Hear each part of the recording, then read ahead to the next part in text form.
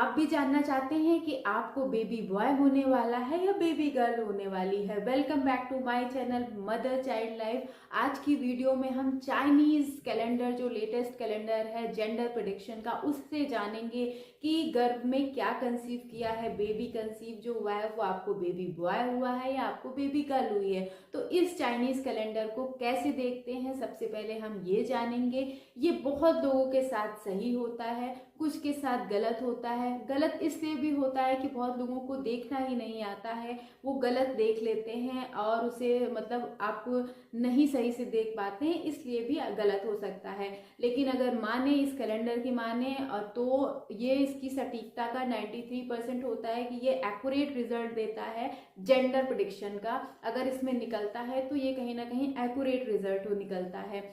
Gender prediction का जो calendar है वो चाइना के म्यूजियम में सुरक्षित है, बट उसकी बहुत सारे लेटेस्ट वर्जन जो हैं वो आपको ऑनलाइन मिल जाते हैं, जिससे आप आसानी से देख सकते हैं।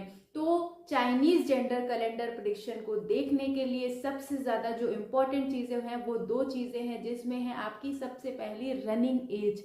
जब आपने कंसीव किया है उस समय आपकी एज कितनी है, ये सबसे ज़्यादा इम्पोर्टेंट है। सेकेंड, जब आपने कंसीव किया है वो कौन सा मंथ है। मंथ और एज अगर आपको एक्यूरेट पता है तो आप इजीली जान सकते हैं कि आपको बेबी बॉय होने वाला है या आपको बेबी गर्ल होने वाली है। तो चलिए आपको मैं चाइनीज कैलेंडर में दिखाऊंगी कि आप कैसे इसे देख सकते हैं। और दूसरी बात, अगर कोई जानना चाहता है और वो नहीं समझ पा रहा है कैसे देखना है या वो उसे चेक करना चाहता है, तो आप चाहें तो अपनी एज और अपना कंसीविंग मंथ अगर आपको पता है, आप एग्जैक्ट मुझे भेजेंगे तो मैं कोशिश करूंगी उसे कैलकुलेट करके आपको बता पाऊं। चलिए अब देखते हैं। आप ये जो कैलेंडर देख रहे हैं ये चाइनीज जेंडर प्रेडिक्शन कैलेंडर है, जो कि लूनार कैलेंडर है। एक चीज और, लूनार कैलेंडर जो चाइनीज का है वो इंडिया से 1 साल पीछे चलता है, इसलिए आपको इसे कैलकुलेट करने से पहले जो भी आपकी रनिंग एज होगी कंसीविंग के टाइम, उस समय उसमें 1 प्लस कर देना है, मतलब आपको 1 ऐड कर देना है। एग्जाम्पल के थ्रू, अगर आपने 28 की एज में कंसीव किया है तो आप अगर उसमें प्लस कर देंगे तो वो 29 होगा जब आप चाइनीज जेंडर कैलेंडर को देखते हैं। तो चलिए देखिए, चाइनीज जेंडर कैलेंडर में आपने एक साइड आप देख रहे हैं कि ये एज मेंशन है और ऊपर के साइड पे जो है वो मंथ मेंशन है। 1 2 3 4 5 जो होते हैं वो मंथ मेंशन है पूरे पूरे। तो अब हम आपको समझाएंगे कि आप इसे कैसे देख सकते हैं। सबसे पहले आपने, मान लीजिए आपने 28 में कंसीव किया है, आप +1 करेंगे 29 की एज में आप मान लीजिए आपका कंसीविंग मंथ एग्जाम्पल के थ्रू मई है। आप जब 5th कॉलम पर जाएंगे, मई के कॉलम पर जाएंगे, तो आप देखेंगे यहाँ पर बॉय लिखा हुआ है। इसका मतलब कि आपको बेबी बॉय होने वाला है।